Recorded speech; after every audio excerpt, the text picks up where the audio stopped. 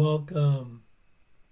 Today we will be reading Lesson 15 in the workbook and from the text, Chapter 2, Section 4, Healing as Release from Fear.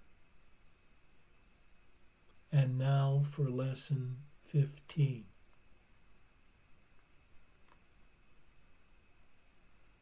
My thoughts are images that I have made. It is because the thoughts you think appear as images that you do not recognize them as nothing. You think them, and so you think you see them.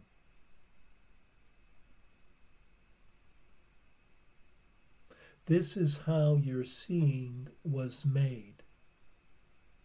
This is the function you have given your body's eyes.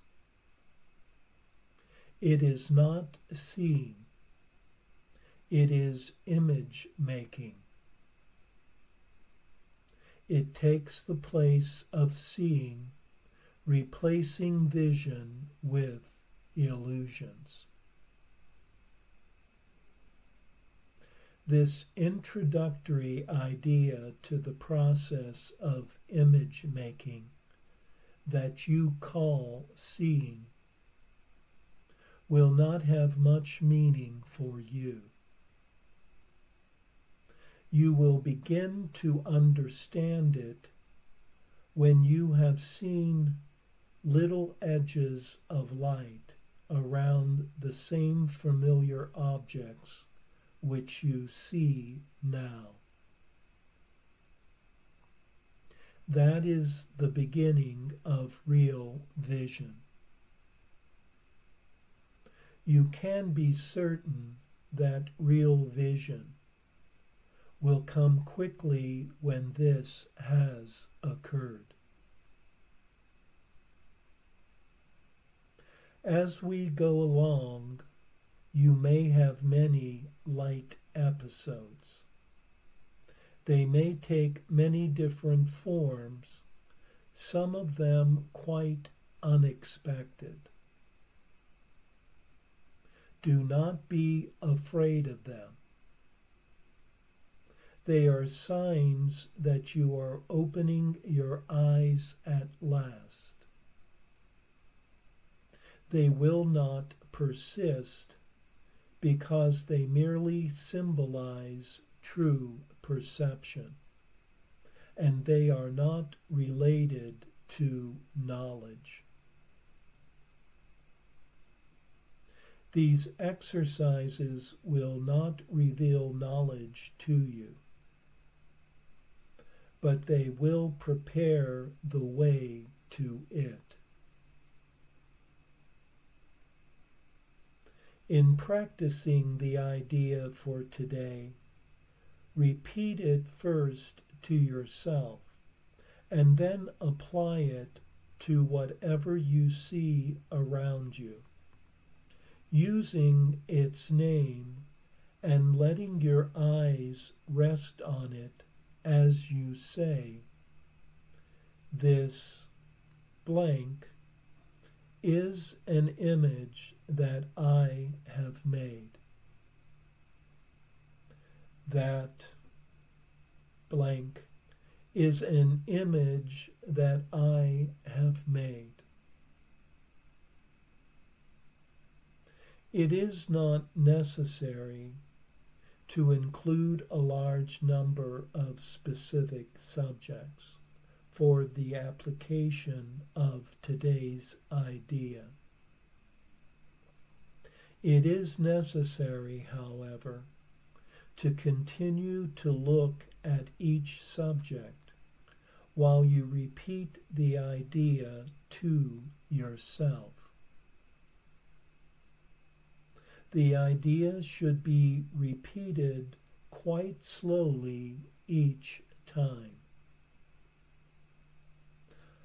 Although you will obviously not be able to apply the idea to very many things during the minute or so of practice that is recommended, try to make the selection as random as possible. Less than a minute will do for the practice periods. If you begin to feel uneasy,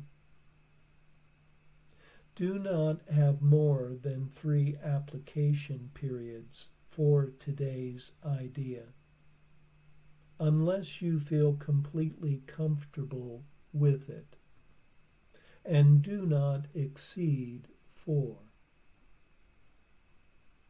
However, the idea can be applied as needed throughout the day.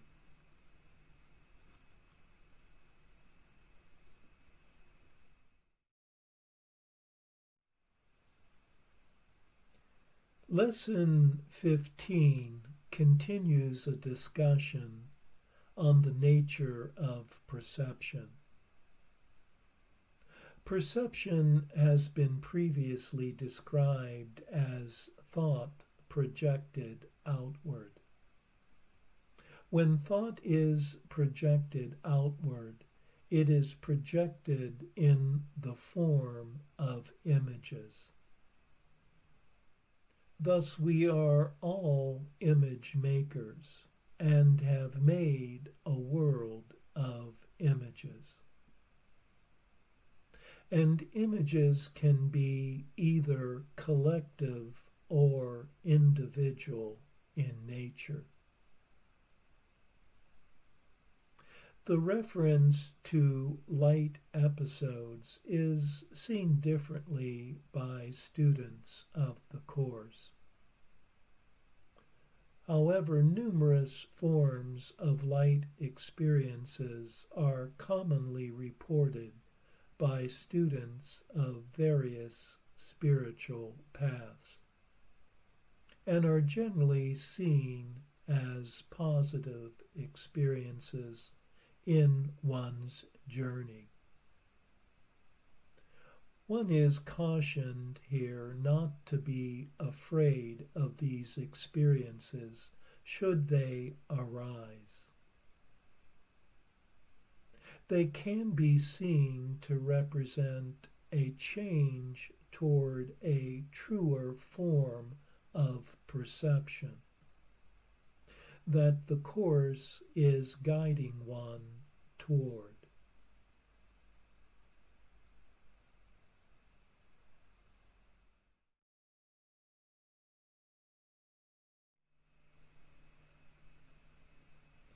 And now for our text reading for today, from Chapter 2, Section 4, Healing as Release from Fear.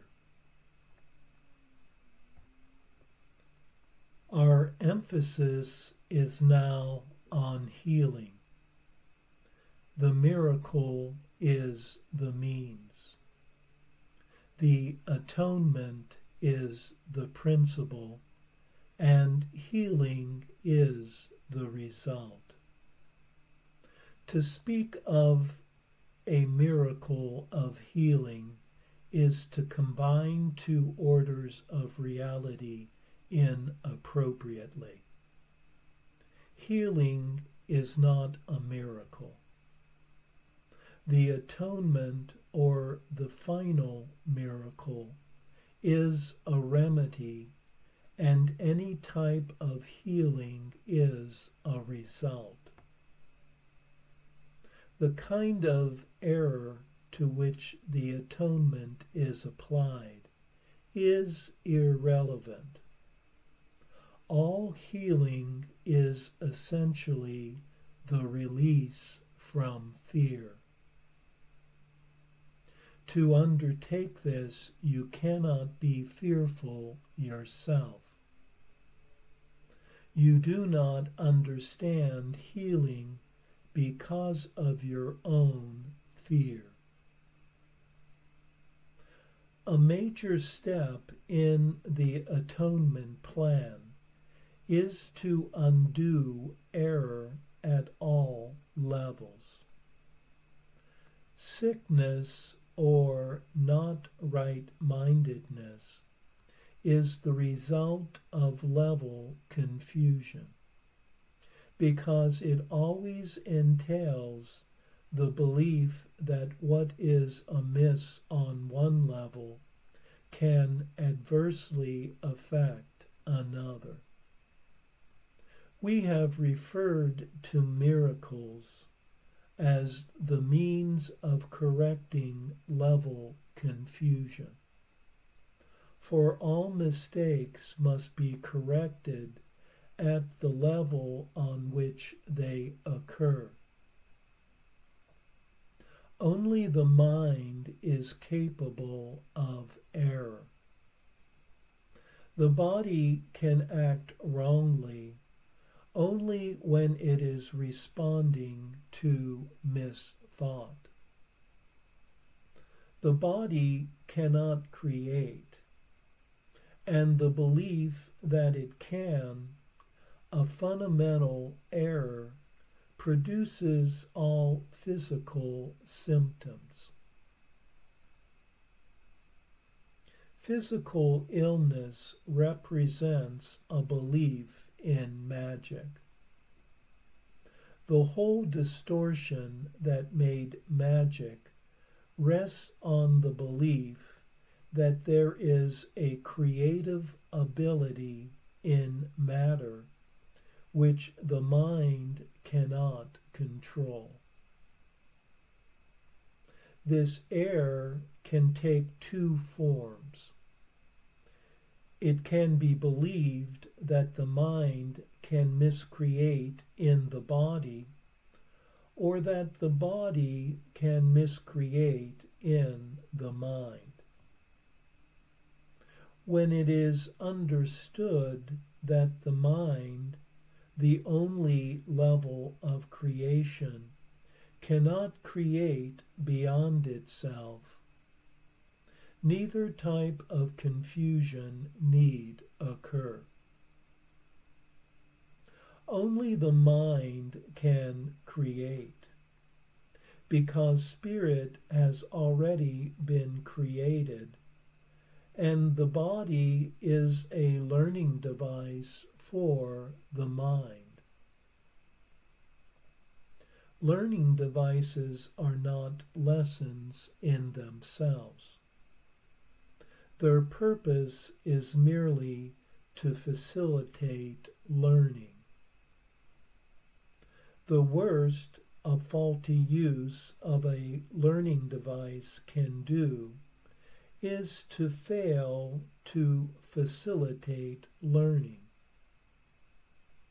It has no power in itself to introduce actual learning errors.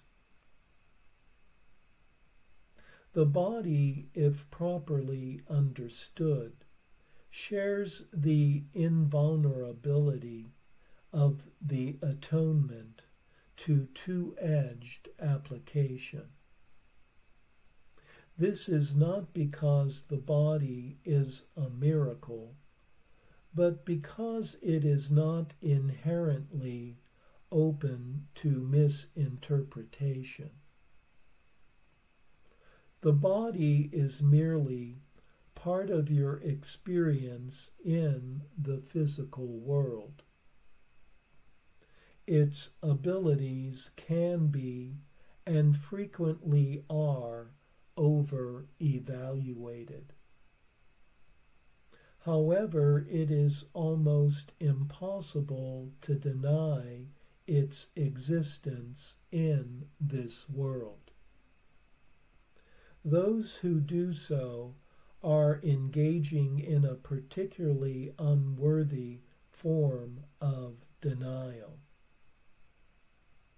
The term unworthy here implies only that it is not necessary to protect the mind by denying the unmindful.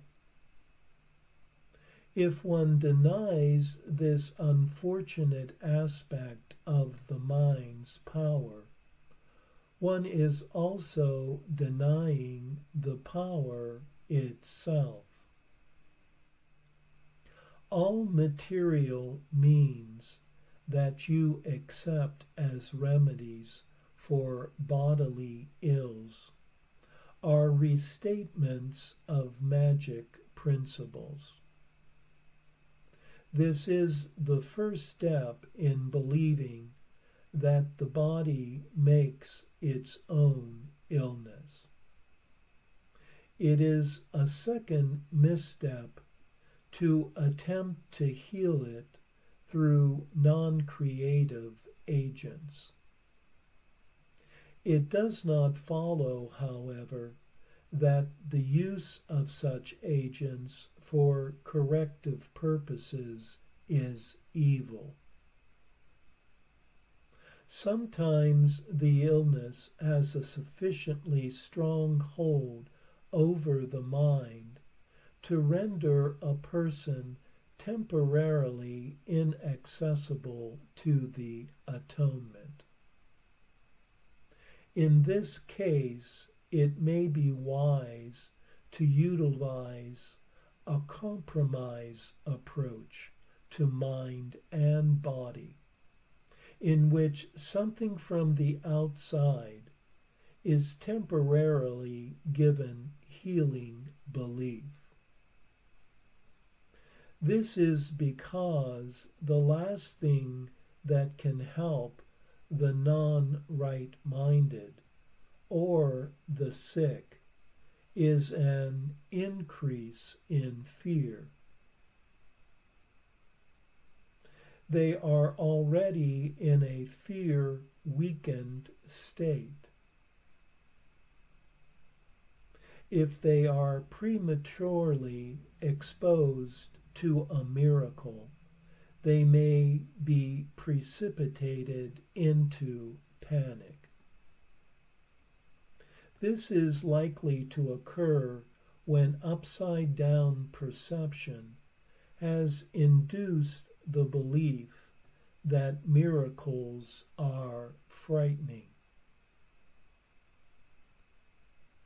The value of the atonement does not lie in the manner in which it is expressed. In fact, if it is used truly, it will inevitably be expressed in whatever way is most helpful to the receiver. This means that a miracle, to attain its full efficacy, must be expressed in a language that the recipient can understand without fear. This does not necessarily mean that this is the highest level of communication of which he is capable. It does mean, however, that it is the highest level of communication of which he is capable now. The whole aim of the miracle is to raise the level of communication, not to lower it by increasing fear.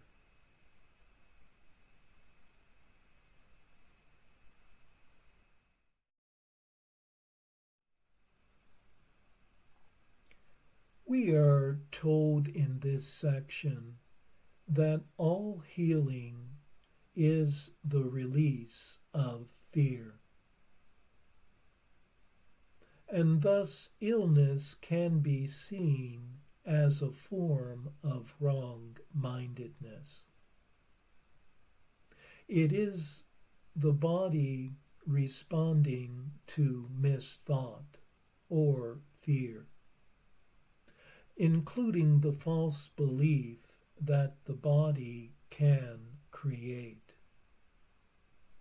For only the mind can create, and spirit is already created eternally. Thus, to believe the body can create is seen as level confusion. The miracle heals by undoing level confusion. Magic is described here as the belief that physical matter has a creative ability that the mind has nothing to do with. Thus, physical illness in the body involves a belief in magic. By understanding that only the mind can heal, and that the mind can only create at the mind level, level confusion can be undone, and allowing for the miracle to lead to one's healing.